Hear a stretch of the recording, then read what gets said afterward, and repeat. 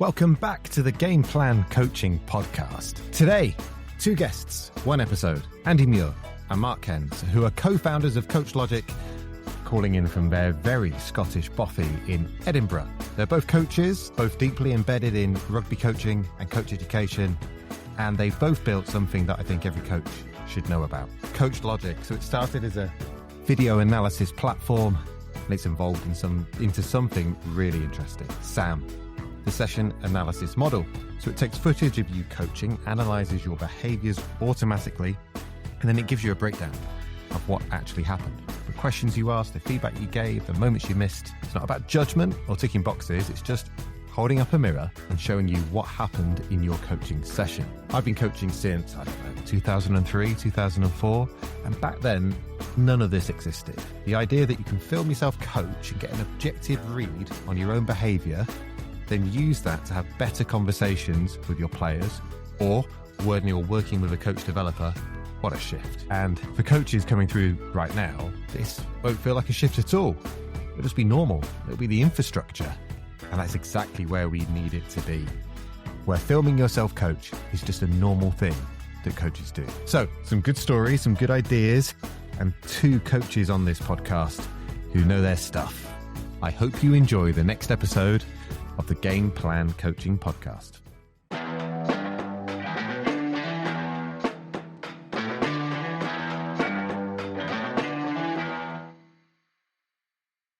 Right, this is a first for the podcast. Two guests for the price of one. So I've got Andy Muir and Mark Cairns from Coach Logic to talk to us today. Andy and Mark, welcome to the podcast. Hi, Tom. Thanks for having us. Thanks for having us. So a bit of context. I know we've just been talking about it before I hit record in your lovely cabin that you're sat in. Tell us where you are and why it's particularly Scottish. Yeah, right. So we're based in Edinburgh. We're in a room that's called the bothy. And I'll maybe get this wrong, but bothy is kind of somewhere, I guess. If you're out in the mountains, you can go and shelter if the weather turns a bit nasty, shall we say. There might be some supplies there. I don't know if the weather's ever turned nasty in Scotland before, but yeah, I can see there's maybe a little bit of a need for them. So yeah, there we go. We're not in a real bothy. We haven't climbed a mountain to get here. It's just a space that looks like a bothy. We've not climbed a literal mountain, Tom. But... No, we've got stories for you. That would be a brilliant way to start a podcast with two very sweaty, out of breath guests. So if another traveller was to arrive in the bothy and they said to you, what do you do then? How would you describe your work as a coach to a stranger? Okay, I'll go first. I coach a Scottish rugby team called Curry Chieftains, and they play just below Edinburgh and Glasgow. We've only got the two professional teams here. So lots of good players, very little time, very little money and resource. And I'm a coach educator for World Rugby, doing their level 3s. So I get to go off to Croatia in August for that, which is nice. Oh, nice. Supporting Rugby Europe. So a bit of coach education, a bit of coaching myself, and then I come from a teaching background. So I was a PE teacher before me and Andy developed Coach Logic together, which we might get into because it's got a big part to play in how we see coaching. Mark and I, we go back a long way. We played together at Curry Chieftains. He also mentioned he's coaching there. I'm also coaching there, coaching the under-12s. I guess similar background to Mark. I went at university the sports science route and then ended up as a sports coach and sports science lecturer at Edinburgh College in Edinburgh. Brilliant. Andy, look, you coach the 12s. I coach an under-12s group as well. So if I'm always interested, if I was to rock up and see you coaching, what might I hear and see? He's a good coach.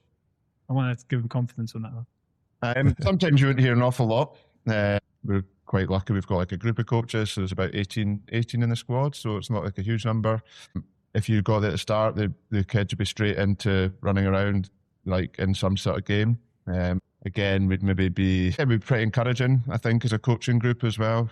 And we'd try and let them play, get on with it. And then as we go through the session, just try and speak to the group at times. And I guess like our main theme is I'd like to think we're pretty encouraging with the group is probably the main thing I think you would notice when you're through there. So. Mark, you're both immersed in the world of rugby. It's your bread and butter. So were there any coaches or have there been any coaches on your journey in rugby or in other sports that you've started to work in and be connected to that have really inspired you or shaped the way that you coach? Yeah, I think first of all, it was my experience in the P department at my school. There was lots of willing teachers there that were going to give you their time beyond the classroom. And I thought that was really valuable to me. One that stands out was Brian Dempsey. I remember even just walking home and he was on the way home and we just chatted, because we're going in the same direction. Those moments helped shape me as like how I want to give up my time for my players and develop relationships beyond the pitch. In terms of rugby coaching, I've had some really good coaches. Ali Donaldson was my coach at Curry, which is where me and Andy played together. And again, just relationship. I still chat to him regularly. He supports the club. He coaches the under-18s at the moment, which is great. He has, good knowledge of the game. But I think, again, most importantly was I just felt he had time for me. And that's kind of where I take the lead. I take his lead from there. And that's what I try to do in my own coaching. Coaches who are able to connect with the person and they're able to spend that quality time getting to know them, building the relationship. There's obviously some sports which lend themselves more to that than others, especially in a chaotic training environment. When you're in a team sport, it's quite hard, actually, I think, to be able to give enough time to be able to spend with all of the players. But finding those moments on the fringes of training, on the fringes of competition where you're on the bus, how can a coach use that time effectively to get to know people? It's so important to be intentional about. Yeah, I've got a daughter who does swimming. And I think that relationship can be even closer just because it's an individual sport. I didn't really experience that. I did a bit of gymnastics as a kid, would you believe? But that kind of going to the pool 5 or 6 times a week, early mornings, struggling a lot, enduring, getting through it. The coach has to be super supportive in that environment. And she recently lost her coach because he's trained to be a pilot, so he's going to do that. And it had a really big impact on the whole group, his leaving, which really showed me how important a role he was playing and how good a coach he was. So I think coaches have a massive role to play in that aspect of, especially with kids, but even when you get through to young adults as well, like I'm coaching. Yeah, of course. Andy, I'm thinking about the coaching that you and Mark do together at the club and the fact that you spend quite a lot of time together in the day-to-day job as well. When it comes to coaching, because these conversations on the podcast, I must admit, can become a bit agreeable sometimes, if that was my own self-critique. Is there anything that you two disagree on when it comes to coaching? Good question. I guess because we don't... I'm not intentionally, I'm going to dodge the question slightly. The reason being is because we're not coaching directly together. We're at the same club. I'm mostly with the younger ones. The way I would probably go about this is I'm pretty fortunate. So we having Mark, who's really experienced coach working at that level, PE teaching background. So I was teaching, but doing the sports science route. So I find myself through the Coach Logic side of work that we're doing, really fortunate to come into contact with lots of people with different lived experience of coaches, like Mark being one of them. Just the fact that we're working at the same club, so we share a lot of the same values as to how we think obviously should be done. We played together and all that, but also I just come into contact with a lot of people, met you, right, through the work that we're doing through Coach Logic, and while there's maybe couldn't put anything on it, there'll be moments of conversations that we've had that will have impacted on how I might coach. From the different roles that I've had supporting coaches, I felt really privileged to be a bit of a tourist and visiting coaches from different but related sports and seeing the bits that might pick up. I heard somebody called Kurt Lindley say, if you go and watch another coach in another sport, be prepared that some things will burn up on re-entry. Some of it's just not going to work, but there'll be bits that you can tweak and change and edit and put into your own practice. And then I think we could extend that beyond sport itself. I remember, years ago, being invited to a day in Cheltenham at the theatre, led by a person called Dean Clark, who I'd only describe, if you've not met Dean before, as a brain box of coaching. And it was all about the art of performance, the relationships you hold with others, how you hold your physical space. Sport coaching wasn't mentioned at all, but it was about all of those other things and just as powerful, just as meaningful. And if you've got time to pay attention to that, you could learn. There's learning in everything. We've definitely shifted from content to behavior in terms of what we can pick up. And I think when you're starting off as a coach, you want to look at a YouTube video and see how they are addressing a specific problem within the sport. how they set up a drill, any kind of games and rules within that game that you could employ. And it's all about the content. And I think as you get more into it, you realize that that's great, but you can develop your content quite quickly if you then are able to deliver that. And I think the delivery is so important, and that's your coaching behavior. So that's where me and Andy, that's where we speak about what we speak about all the time is coaching behavior. I think that's the way to really develop yourself as a coach. I would love to see more coaches walking to practice together, talking about how they're going to be rather than what they're going to coach, because then you just change the whole relationship and it changes the dynamic and the energy. And we all know, like, it's like beginner coaches, it's tough, right? You're scrabbling around for content. You want to survive a session. Have we got enough stuff to get through the next 90 minutes? And then for me, I don't know if it's the same for you guys, but as I've developed, it's been less about the content and the actual activities that we do, but how do we create the right environment for the players to come into? How do we tweak and adapt the work that we're doing rather than feel like we have to cram in lots of different activities? And I often find now I've got far too much stuff in my plan, and you kind of plan a bit and you go with the energy and the flow of what's in front of you. That's actually something that I've become more aware of. The frame of mind I think I'm arriving in to a coaching session. So you arrive at the session and there's lots of other stuff that's going on, and hopefully you've had some time to prepare for the session, probably not as much as you would have liked. So actually just that point there is I have sometimes said my head is bursting here. One of the previous guests on the podcast is a lady called Sally Needham. Sally talked about how coaches could think about regulating their emotions before they get out of the car. The opening and the closing of a car door is a really helpful anchor that helps a coach just stop, take a breath, declutter themselves as maybe some of the stresses they're bringing from work and life. And by the time they've closed the door, they feel ready almost to transition into coach mode. And it's been really helpful for me, actually, because not many of us are full-time coaches, so you're spinning multiple demands and wear multiple hats. So just taking literally 10 seconds to take a breath before you get out the car and use the walk from the car to the training ground as a way of just feeling ready enough to take the session and just bringing it to the front of your mind, I found really helpful. Yeah, I think you're right about the coaching behaviors part as well, about how often do we talk about that? Like, when do we actually talk about our intention in terms of delivery? Generally, our chat will be about content of the session, or it'll be on athlete performance. X performed well at the weekend, didn't he, or didn't she?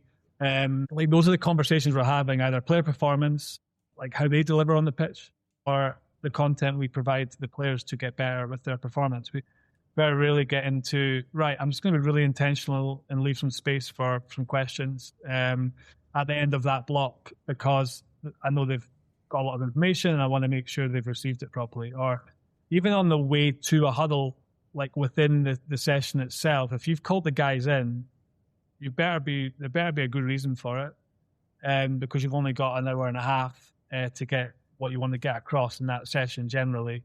So don't get there and then think, right, what am I going to say? Or don't get there and just summarize what's just happened. Have a plan of what are the questions I'm going to ask at that huddle. Do I need a huddle there? Or can I just let it flow? Do I just pull someone out and talk to them? So those conversations I think are really valuable for coaches, and really valuable for coaches coming through. Two things I'd love to pull out from what you've just said. One is about the intervention itself, and the other is about getting ready to intervene. One thing, I think you mentioned it a moment ago, Andy, or something you said triggered this in my head about, like, as coaches, we hold a lot in our heads. We're trying to remember all the different parts and build the questions we want to ask and act in the moment. And that's quite a lot to take on board. And I don't think there's anything wrong. I think I'd really encourage it, actually, for coaches to have something written down with them. Your session plan doesn't have to live in your bag at the side of the pitch. It's not a memory test. So having some kind of note or notepad or something that you can write on and go back to during the session just so you don't miss something, I think perhaps is a bit of an underused coaching resource.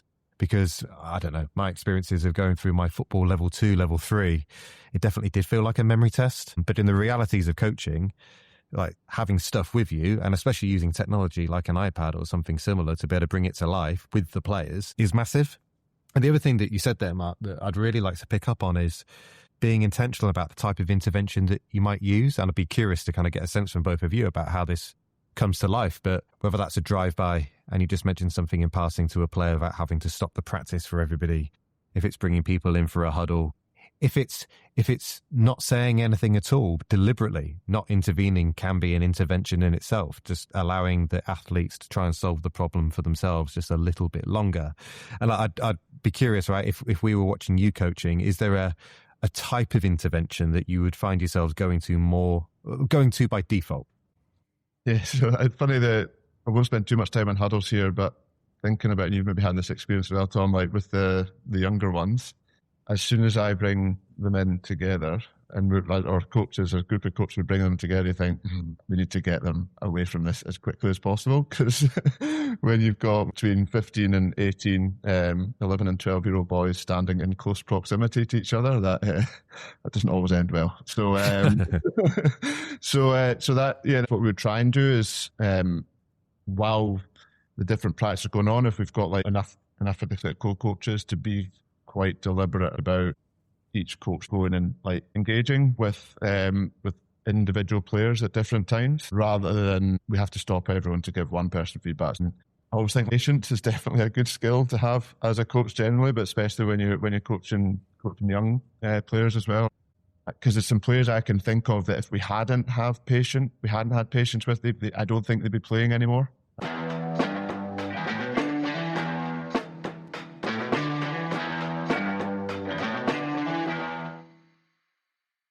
Chaps, I'd like to ask you about Coach Logic, because you're co-founders of the organisation. Would you mind just telling us a little bit about what Coach Logic is and how it supports coaches?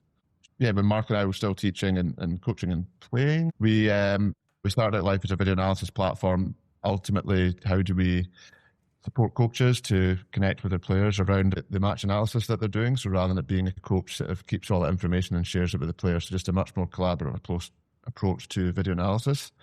We then ended up doing some work in coach education, firstly with folks at England Rugby to support their level 3 in old money. But the idea being really was, how do we reach coaches to see coaches coaching in their own environment a lot more, rather than all the coaching that was being seen was kind of in that simulated environment on course during the face-to-face days. To bring up to date in terms of where we're at now and how we're really supporting coaches with their coach developments, we've developed a product called SAM, it's a session analysis model, which was born out of that real value in coach observation and real value in video to capture some behaviours and to hopefully to develop your coaching practice. That's a really valuable process, but it's a really hard process. So whether that's logistically and it's actually getting there, there's the difference. Once you are there, the difference between, like Tom, if you're observing me, what you saw and what you interpreted, based on what I remembered and what I felt, trying to remove all that stuff. And then if you are using video, it's hard to sit down and watch a video back. You can get over the awkwardness of seeing yourself coach quite quickly, but just actually sitting down and picking out the behaviours that have happened in the session, it's really hard. It's really, really laborious. So SAM effectively automates that process, where you can use your phone, capture some coaching footage, upload it into the platform, and then you will have an analysis of your coaching session in terms of the behaviours, like the questions, the types of questions you asked, the types of feedback you gave, and so on and so forth. And really importantly, there is no judgment in what SAM delivers. It is there to hold a mirror up to your coaching practice, whether you're going to reflect on your own, or you have got access to good people like yourself, Tom, as coach developers who can actually then help interpret what's happened in that session, find some key moments and take it from there. My aha moment for this was being on a coach educator on a Rugby Europe course a couple of years ago in Belgium. The way that Rugby Europe works is it takes those nations that are not running the course themselves. So your Six Nations generally going to be running their own courses. Beyond that, they'll need some support from Rugby Europe to do so. So I had a guy who was in Netherlands, someone who was in Germany, and someone who was actually in France, coaching actually the European champions at the time, La Rochelle. So like good quality coaches. I thought this is a great opportunity to use the platform because I can't physically go. I'd love to, right? But I don't think Rugby Europe could afford me to go to all those places to see them coach. So we used Coach Logic, the analysis capabilities of it, to do that. And I'm starting to now observe and code coaching behavior. And I'm like, this is taking forever. I don't even know if that's an open question or maybe that's probing. I have to go back again and see how they started that interaction. And it takes 3, 4, 5, 10 times longer than what it would to code a match, which is there's a goal, click, there's a line out, very visual. So that at that point I was saying to Andy, we need to figure this one out because I have a ulterior motive to put lots of effort into making Coach Logic work for this, and I'm struggling with it. And then we looked on the England Rugby platform and lots of videos being uploaded for level 3s, but not a lot of clips being created, not a lot of moments being shared. And we thought we need to figure out how we get a lot more activity and a lot more moments being surfaced without the hard yards that I was having to put in. You mentioned, Andy, about it not being judgmental.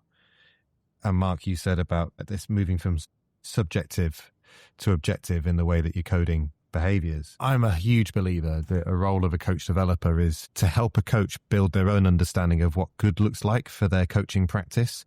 Rather than having an assessment criteria to pass a course, the coach builds their own gold standards. And that comes judgment-free. That comes about them reflecting deeply on their philosophy, their values, the way they coach, the behaviours they use, what they're intentional about. And it feels like that Coach Logic used well could be a brilliant opportunity for coaches to use it to help really honestly look at what they're doing and holding themselves to account. Yeah, I remember we were actually at Silverstone a couple of weeks ago, Tom, and it was a great event that Future Coach and Stuart Armstrong put on. And one of the guys there was Rocky, who was heading up the academy program for Red Bull Racing and had previously been working closely with the proper F1 drivers. And they've got data coming out of their ears. They've got so much data on athlete performance and the car performance and how to match that up. And he had a real desire to want to improve the coaching. And how do we coach? How do we get these young... it was actually a young female driver who was there, and she spoke brilliantly. How do we get these young drivers coming through and feeling confident and all the other things you would associate with good coaching and how it transfers? But they don't have any data on it. I felt like that organisation needs data, and I think everyone needs a little bit of data to support coaches. It's definitely not there to judge, like we said, but it's the perception.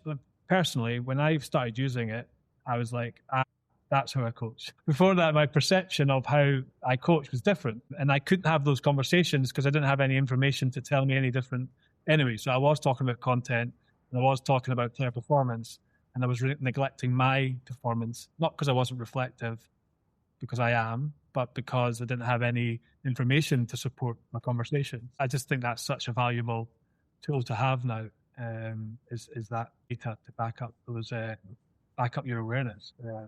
So when you were watching yourself coach for the first time through using SAM or Coach Logic as a platform, what was it that you were noticing where there was a gap, where perhaps you thought you were doing X, but actually you were doing Y?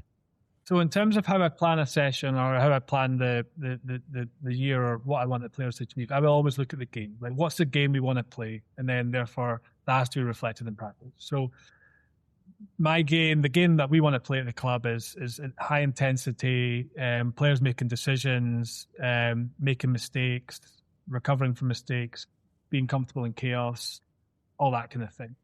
The training environment then looks similar. There's not a lot of time for talk. It's very high paced. I want to get through as much content as possible. I want to be playing games as much as possible, multiple decisions to make in the drills that we do. I found that as a coach, my delivery, which I perceived to be good relationships, open questions, to afford players the time to develop their understanding of a game properly and make decisions, that wasn't there because my delivery was matching the intensity of the session. I didn't have time for the open questions. I didn't have time for relationships. I therefore used sarcasm to get beyond maybe a difficult situation. I would ask a really solid, good open question, and at the very best, I would probe quite quickly with no space for an answer, but often close quite quickly. So those were the things that I felt like the content and the pace of the session was really impacting the way that I wanted to deliver the session. So when I go to a huddle now, I need to be intentional about why I've stopped the flow of the session first, and then I need to be intentional about what I'm about to say. And if I'm intentional, I can catch myself. Because I'm like, right, I've said I'm going to ask an open question, pause. And then if I start to offer clues, I'll say the word pace or whatever, and they know it's about speed, I'll stop and try to let space there for an answer. So that's the kind of thing I'm talking about. Yeah, I know you spend a lot of time in this world, and you spend a lot of time working with SAM and helping coaches and organizations know how to use SAM. But I don't meet many coaches who can describe the way they coach with such clarity and accuracy. And there's a dotted line there between using a tool like SAM, which gives you clear, objective feedback, and just helping you, like in one instance, develop a vocabulary about how you coach. That must be really useful for setting goals about where you then want to get to and the shifts you want to see in your practice. Yeah, totally. It's been a game changer for me. Oh, is that using your language for the later? But it has been a game changer for me. Like I get to connect with the players on a different level post session as well. What I mean by that is that if I'm reviewing my performance, and I totally get how watching yourself coach is uncomfortable, but mainly time consuming. But if I can find 2 or 3 moments in there that I haven't offered the players enough space or time, whether that's because they've come to me with an issue and I've sarcastically remarked and moved on, or whether it's they've wanted a bit more of an explanation from me, or maybe I should challenge them more, I can do that in the car on the way to wherever I'm going. I'm in the car a lot. I can give them a call. I can say, I noticed in the session that you asked this question. Are you comfortable with my answer, or do you want a bit more support on that? Or there was a classic one where one of the players and I'm going to swear now, offered up an explanation for not taking part in training, is saying, I've got shit knees. And then that opened up me to be sarcastic back. And I said, well, your knees wouldn't be so shit if you didn't carry 125 kilograms on them. Maybe we need to do some cycling or something. And then we both laughed, and it was all funny, fun. But then on reflection, I'm like, right, well, I've not taken them seriously. They've not wanted me to take them seriously. So now I'm going to call them and have a proper discussion about why their knees are causing them trouble. And then that opened up a whole new thing about anti-inflammatories being wrong for their stomach, having problems with sleep, having problems with the work they were doing. It's very manual work. I actually don't think I can have that time on the training pitch. So I'm not too hard on myself on how I handled it at the time. I've got another 40 people that I'm trying to coach. But I need to then be able to go back and offer that time to the player. So those are the things that I'm finding so valuable. It's just extending my time as a coach. It's Tuesday, Thursday, Saturday. Like while I'm in the car, I can still be coaching if I've got some information. Yeah, Coach Logic clearly has the potential to generate loads of data. And like you said a minute ago, Mark, with the F1 example, they're swimming in data. And in a way, there's probably a point where too much data creates just some overload for coaches. How have you seen coaches use this really well with their athletes, or coach developers use this really well with coaches? And the reason I ask that is there's lots of different ways a coach developer might start a reflective conversation with a coach. It could be through a provocation. It could be highlighting a certain quote that the coach said during the session. Maybe it's presenting, here's the breakdown of different behaviors that you've used throughout. What do you make of this? Again, no judgment, but it's promoting some curiosity. But how have you seen people pick up the data and use it in a way that just finds the right way in? I think the fact that, like, to your point, it's not judgmental, and there's a lot of data there, and that will be valuable over time, whether it to be the individual, whether it be to the organization. But what we're hearing and seeing a lot of is coaches and coach developers like zooming in on the moments that happen within a session. Sort of liken it to as a player or an athlete, there'll be moments within a performance you'd really like to go back to and see that again. Maybe they're just a big moment, or maybe it's something that actually you have been working on and trying to improve. You see, like, coach developers really like it as well, because that judgment removed, because the coach developer isn't having to make the judgment either with that objectivity of it. So let's say, Tom, you're supporting me. You might simply say, Andy, you're working on your use of questioning. Go to Sam, look at the data, find some moments where you thought your questioning was effective. Maybe 2 or 3 where you thought your question effective. Maybe find a couple where you thought your use of questioning was a little bit less effective. And then you as the coach developer, you might do the same thing.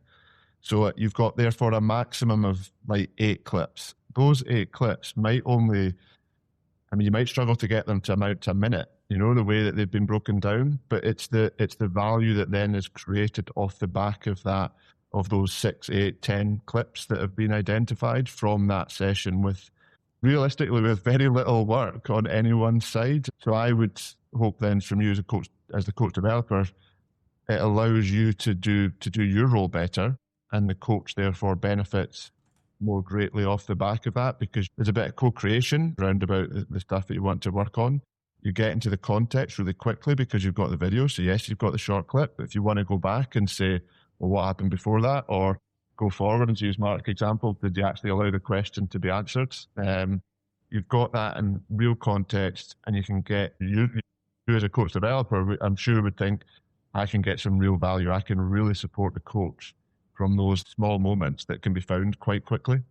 The zooming in, the intentionality, the real focus just feels like it's so bright and vivid because of the way that the platform breaks up the data and the way you can talk about it. Do you know what? For the first time in my life, I can say today that I'm sat at my kitchen table charging my glasses, which has never happened before. I bought a fancy pair of like these Ray-Ban Meta glasses, which have got a camera in, purely because, well, no, that'd be a lie. It's not purely because it's for coach development. I'm a bit of a geek and I love playing with technology, but I want to use these glasses when I'm working with a coach so they can put them on first person point of view, because I've got a feeling that will be really revealing about some of the interactions that they have, the way they go and engage with players. So I'm thinking about the position of the camera.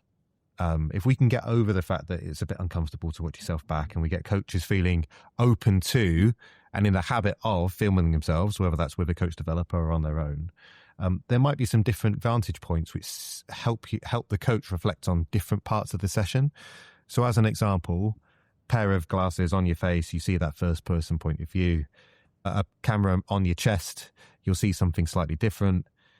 Camera on the side of the pitch, looking in over the arena, you'll see a wider frame, you'll see something different. What have you two tried, and what have you seen coaches try, which has created some really interesting insight?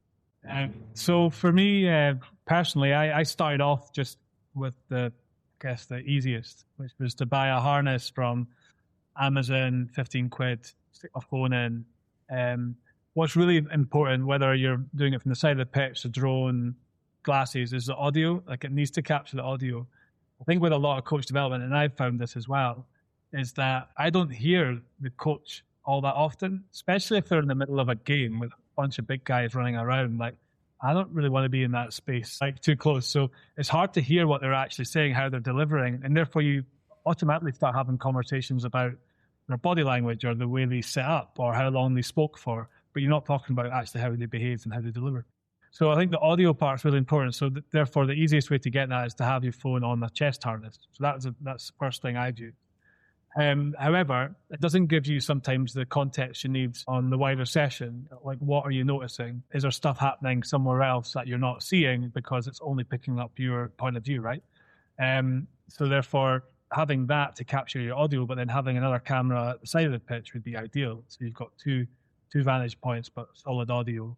Or grabbing a mic, again, it's like 10 quid that you can clip into your phone, put your phone on the side of the pitch. So you're still then able to roam with the audio and give you that kind of full pitch vantage point. Those are things I've been trying personally. Yeah, I think that, you can really have anything as long as, like Mark says, you've got that connection to the audio. So it might be a case of you've just got that really wide session view, but then you're picking up obviously what the coach is saying.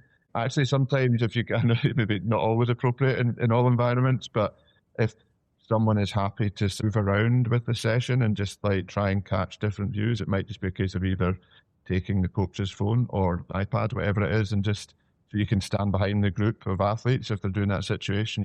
You can get different views where it captures a little bit of what's going on and how the coach is moving around. So try and capture from different views, because it will probably show up different things out with how you're engaging with the athlete or the performer as well. You just I was going to say, I would definitely be buying some filming equipment, like a mic, a tripod for your phone, a harness for your chest, way before I start buying some GPS units from a team.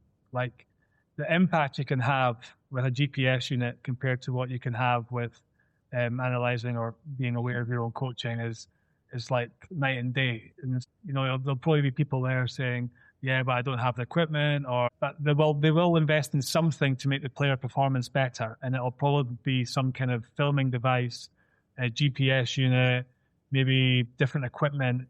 And it's like, well, I'm not going to get the same bang for buck on that than I will just by buying a 10 quid mic and a harness, and the answer, I promise you, the answer will be you'll get much better bang for buck in terms of player performance if you sort yourself out as a coach first.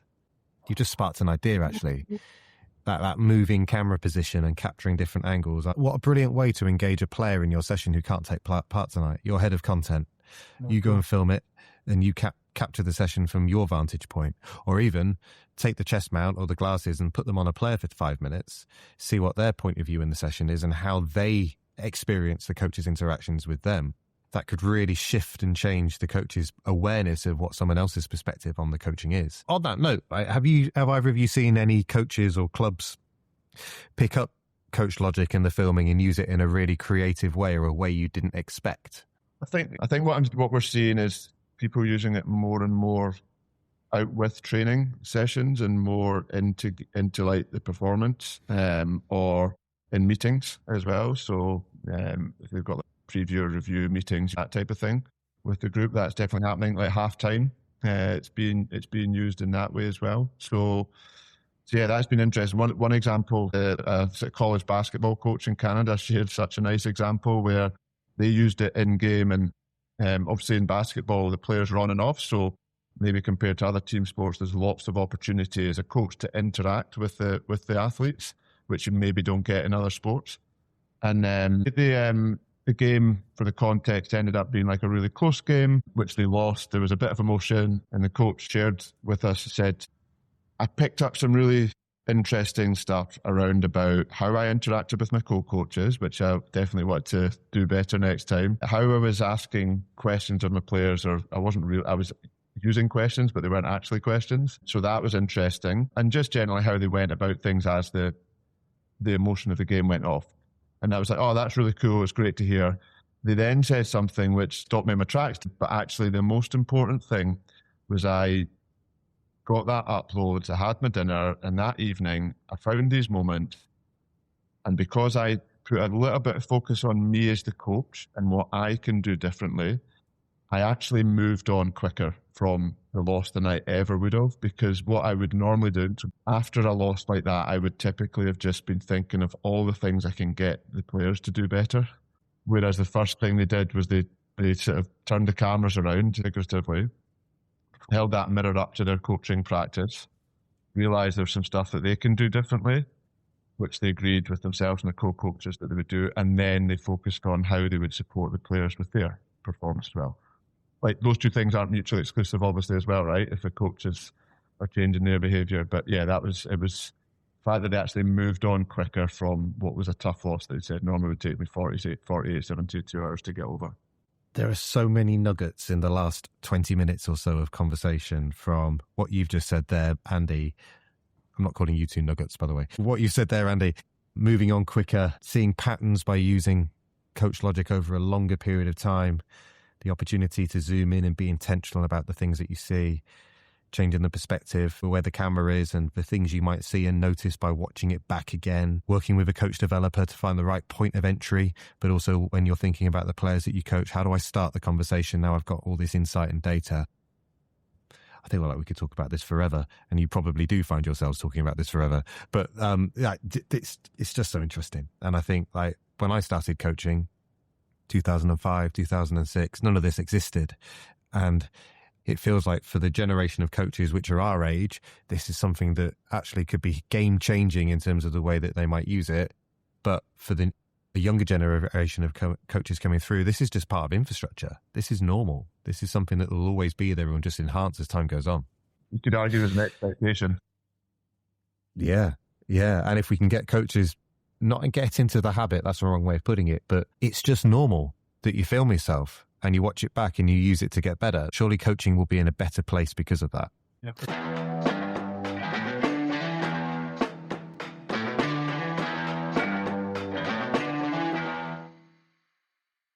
Right, game plan.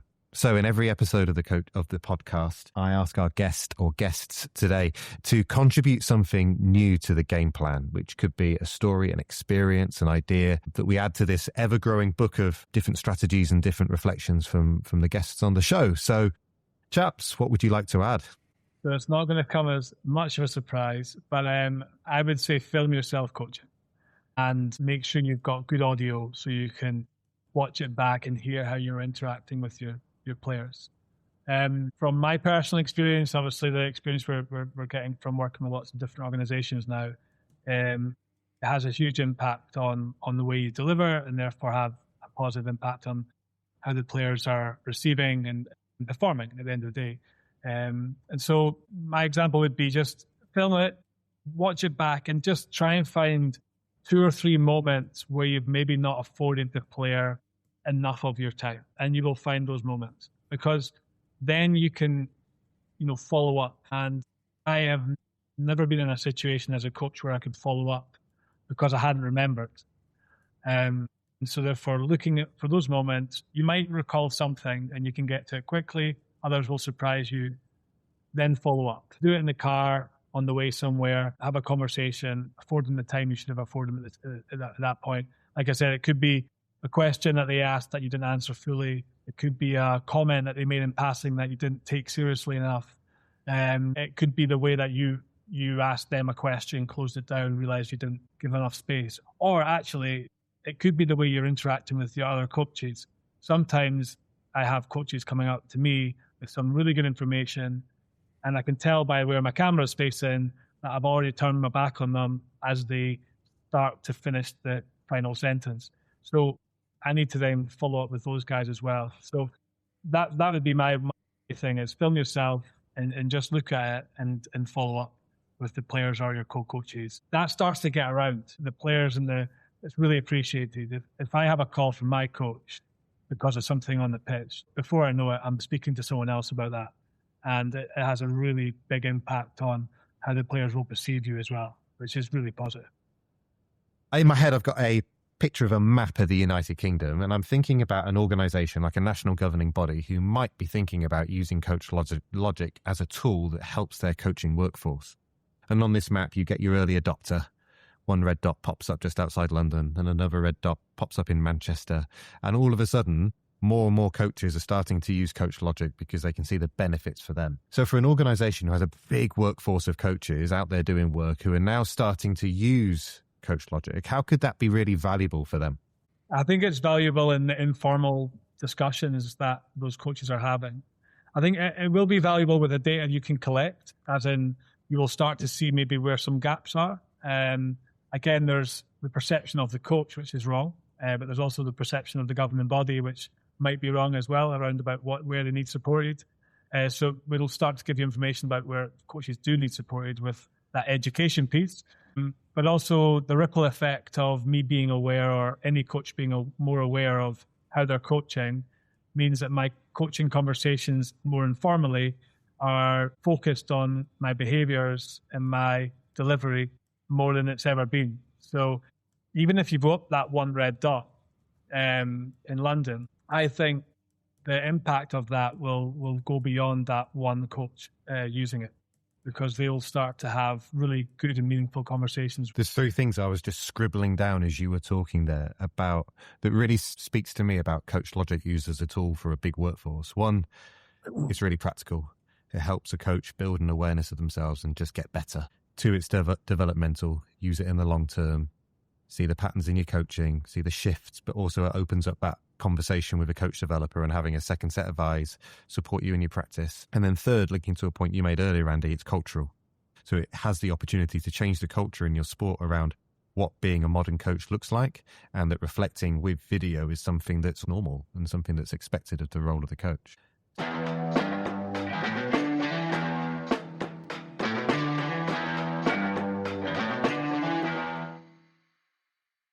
Andy, Mark, in the podcast, I always ask our guest to share some game-changing advice.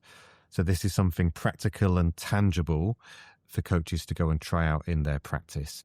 And I always frame this by saying it could be something that coaches could go and apply, try out straight away as verbatim from you. It might be something that they edit to suit the context of where they're coaching.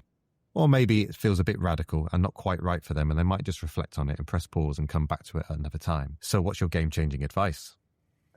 Yeah, so I had to listen to Craig's Morris's podcast, and he said didn't really want to go around handing out advice, and I got that. But I think for me, focus on how you coach over what you coach. I think that can really have a big impact on people that you're coaching. If you're really focused on sort of how you're coaching over what you're coaching. I think it's never been easier to find out what to coach. There's a lot of really good people out there sharing good information around about content that you can use within your sessions, and lots of it's obviously very, very good, and that is important. But I think then just that focus on how you're coaching can have a really big impact, which then I think it leans in as well to what Mark was saying around about those coaching conversations, about how you're coaching versus always what you're coaching, and the ripple effect, because that network and those conversations that I'm having, I've become so much more aware of if I want to positively reinforce something with the players that we're working with, right? I try, and it won't always happen, but I try and get away from the "that's brilliant" or "well done" or whatever it might be, and there's a name in there. I make sure that they're actually listening. I will give them that positive, and then I'll try and because that's good, because like that idea. I would like to think I did that before, but just that more focused on being aware, is it something that I could definitely do a lot better, and I think that it adds more value to the players that I'm working with. So yeah, definitely finding some ways to focus on how you coach a little bit more than always just what you're coaching. Thanks, Andy. Focus on how you coach rather than just what you coach. Brilliant addition to the game plan, which goes very nicely with filming yourself coach. Andy and Mark, thank you so much for coming onto the podcast, sharing your experiences, your ideas, the brilliant work you're doing with Coach Logic and how it's helping coaches. You've been great guests, and I'm sure our listeners have taken lots of gold nuggets away from the conversation that we've had. Thanks for your time. No, thanks so much, Tom. Appreciate it. Keep up the good work. So there we go. A great conversation with Andy and Mark. Thank you to the both of them for coming onto the podcast. Two people who clearly love coaching and have built something really valuable for the coaching community. Andy talked about the moment of watching himself back, realizing the pace and the intensity of his sessions was completely overriding the open questions and space he thought he was creating. And that stuck with me because there's lots of evidence to suggest that what coaches think they're doing in practice and what they are doing in practice are different things. And that's why a tool like this could be super helpful for any coach looking to understand and develop their coaching practice. And like I said at the beginning of this podcast, this is infrastructure for the next generation of coaches coming through, filming yourself and reflecting on it, perhaps working with someone else, a coach developer, a thinking partner. It won't necessarily be a brave choice. It will just be what coaches do. Like using a whiteboard or having a session plan. Today, stuff we take for granted, but maybe years ago was not quite the case. So the question for coaches right now is, do you wait for it to become normal or do you get ahead of it? It's not going to cost you a lot of money. A microphone, a chest harness from Amazon. That's it. The return on investment in terms of your own development as a coach will outstrip almost anything else you spend your money on. Andy made a great point at the end. His game-changing advice: focus on how you coach over what you coach. It's so obvious, but actually, when was the last time you had a proper conversation about how you were coaching? Not the plan, not the players, how you showed up, what you said and how you said it. Those moments are the moments that recording yourself really surfaces, and tools like Sam can help you understand it and make sense of it better. My challenge to you: film yourself coaching just once. Find 2 or 3 moments that you're drawn to and do something with it. Set a plan for your next session. Connect with a player. Adapt what you'll do next. And this can change the relationship you have with the athletes you coach, practices that you design, and the experience that everybody has. Thanks for listening to the podcast, and go well in your next coaching session.